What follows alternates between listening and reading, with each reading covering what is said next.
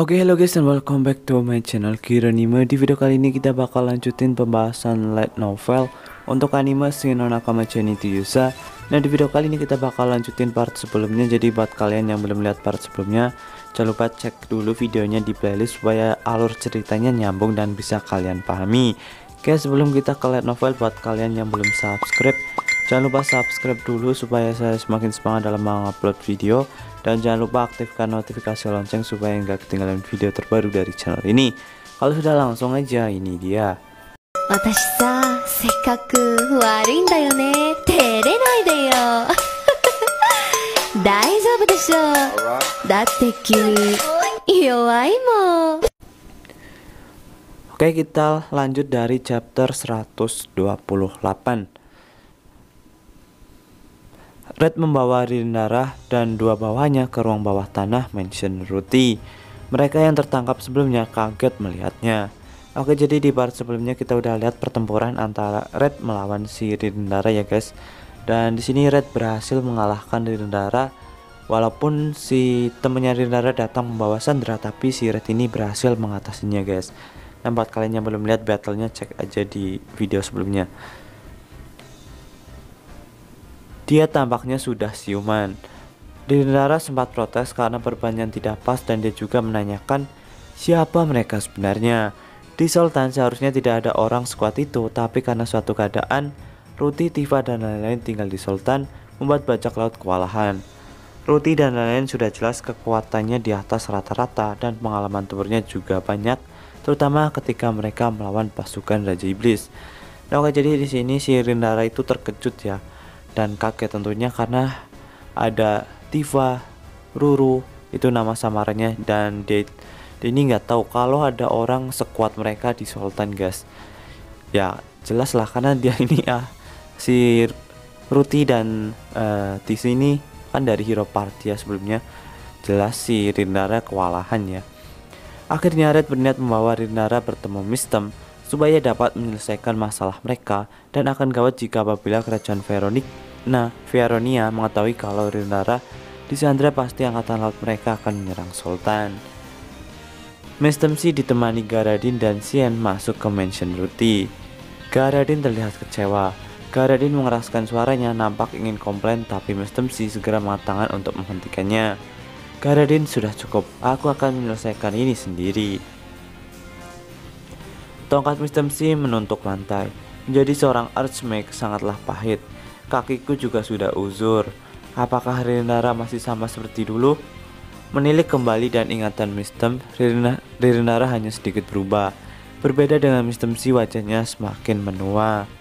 Mestemsi atau Misuvia pergi melarikan diri meninggalkan Rindara dan Pangeran Sarius selama 50 tahun. Hal tersebut ditimbulkan dari perselisihan antara Leonor. Entah bagaimana perasaan mereka selama hidup di kerajaan Feronia selama 50 tahun itu. Rindara terbelalak melihat Misuvia masuk. Tidak mungkin. Sudah lama ya Rindara. Reuni setelah 50 tahun. Misuvia tersenyum. Jadi Mistem atau Misuvia itu orang yang sama guys. Jadi di Sultan dia pakai namanya Mistem. Kalau dulu dia itu namanya Misuvia. Misuvia tersenyum kaku dan Rindara mengertakkan giginya dengan mata penuh haus darah. Berani juga kau menampakkan batang hidungmu di hadapanku. Apa kau sadar seberapa menderitanya Geserik dan Pangeran Sarius akibat keegoisanmu? Itu benar. Aku juga senang melihatmu. Aku ingin sekali membunuhmu dengan kedua tanganku. Lid segera berdiri di depan Misuvia untuk melindungi dari niat membunuh yang kuat. Tangannya bersiap disotel, siap menebas. Lid, tenang, dia tidak menyerang. Maaf, aku refleks tadi. Itu adalah niat membunuh yang sangat kuat. Misuvia, kenapa? Kenapa kamu kabur? Kau sudah menyadarinya bukan? Aku kalah dari Leonor. Ya, aku tahu. Tapi kenapa kau tidak datang menceritakan masalahmu padaku? Leonor tidak punya bukti. Berdasarkan wataknya itu, jika dia punya bukti, dia pasti akan menghancurkanmu daripada mengancammu. Aku takut membohonginya. Sangat takut dibenci olehnya. Geserik tidak akan pernah membencimu. Apa kau tidak percaya padanya?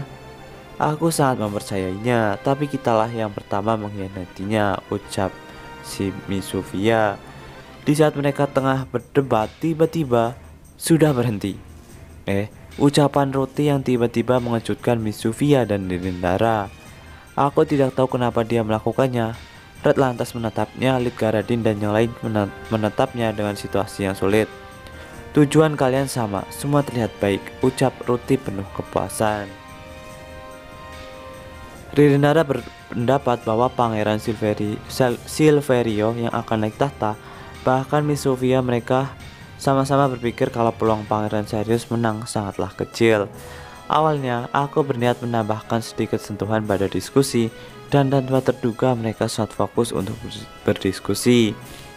Nah, ketika berdiskusi, tiba-tiba mereka mendengar dengungan lonceng. Lonceng menggema di luar. Kami berada di bawah tanah, jadi hanya orang tertentu yang bisa mendengarnya karena didukung oleh perlindungan ilahi. Lonceng tanda darurat. Baiklah, kita semua akan pergi. Suasana di luar sangat kacau. Penjaga menara membunyikan lonceng dengan keras sampai memekakkan telinga. Di jalanan, semua orang panik hingga lupa harus segera pergi ke gedung parlemen, pusat sultan untuk berlindung. Apa yang terjadi? Garadin meraih salah seorang penjaga dan bertanya. Penjaga tersebut tampak takut untuk berbicara. Veronia menyerang, jadi kami harus segera mengevakuasi para warga. Apa? Mustahil. Dirindara meraih kerah baju penjaga dengan tatapan mengancam. Apa kau serius? Apa kau serius kapal Sirius menyerang? Aku tidak tahu. Aku sudah bilang hanya sedikit mendengar dari kapten. Tidak mungkin. Sirius tidak akan sampai berbuat sejauh ini, apalagi mengerahkan pasukan. Itu aneh. Pasukan bergerak sementara Dirindara jenderal mereka tidak ada. Terlebih jika mereka mencoba menyerang dan menduduki suatu wilayah dari negara lain dengan alasan mengancam. Wilayah kecil sekalipun, Raja Kerajaan Avalonia dan Uskup Gereja Suci tidak akan tinggal diam. Berdasarkan sudut pandang Pangeran Sirius, itu adalah sebuah kartu truf yang bisa ia keluarkan jika yakin akan kemenangan merebut tahta. Tapi aku tidak menduga ia terbocok sampai membuat keputusan seperti ini. Setidaknya para warga yang berlarian tidak tampak selesai berperang. Sepertinya perang belum benar-benar pecah. Ayo kita segera pergi ke pelabuhan, karena Garadin dan Uskup Xian harus kembali ke tugasnya masing-masing. Garadin dan Xian mengangguk pada perkataan Roti. Itu benar, maaf, tapi aku akan menyerahkannya padamu. Sangat disayangkan, aku serahkan Wisdom padamu. Mereka bergegas pergi.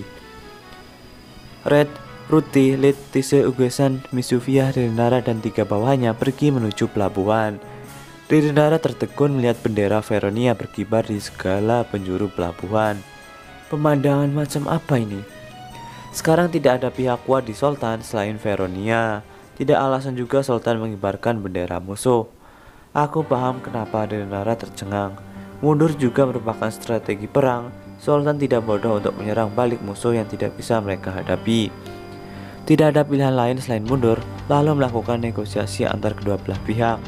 Hal tersebut sudah pasti terjadi jika Roti dan Tise tidak ikut terlibat. Aku akan cek dari atas. Tise berlari ke dinding bangunan dan memanjat ke atas. Tise bisa melihat ada bendera Sultan di sana, juga bendera Jenderal Sir William. Apakah melihat pasukannya? Terdapat barisan penunggang drag, tapi mereka sangatlah tidak berguna. Oh ayolah, maklumi, beliau hanyalah jenderal yang tidak punya pengalaman perang sedikit pun. Sopan sedikit sama yang tua kenapa dah. Anjir, pasukan Sultan gak berguna anjir, kata Tise. Kami akan pergi ke sana untuk mengetahui lebih pasti apa yang sebenarnya terjadi. Oh, Dirindara Dono, seru Sir William. Sir William, kenapa Anda tahu Dirindara? Seharusnya penangkapan Dirindara belum sampai ke pihak berwajib. Ya, itu karena mereka yang menduduki pelabuhan dan meminta membebaskan Dirindara beserta bawahannya.